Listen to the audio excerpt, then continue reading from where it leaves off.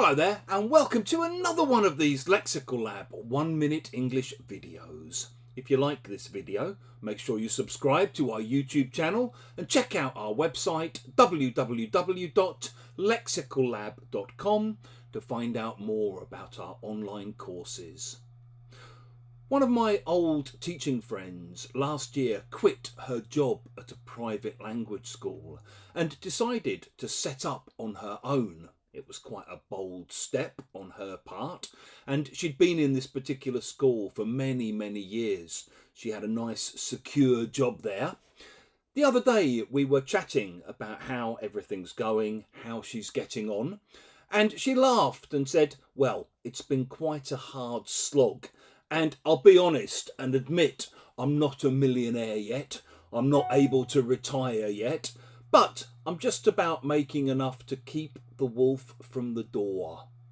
We often use this expression, keeping the wolf from the door, in a kind of joking way to say that we're making just about enough money to eat, to pay our bills, and to keep a roof over our heads.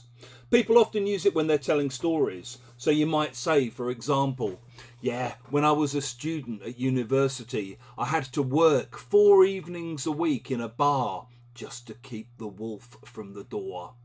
Yeah, my mum's pension, now she's retired, it's not great, but it more or less keeps the wolf from the door.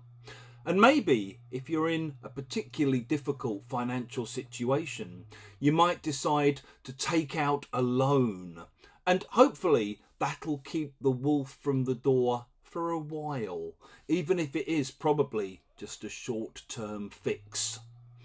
If you've enjoyed this video, please do click the like button.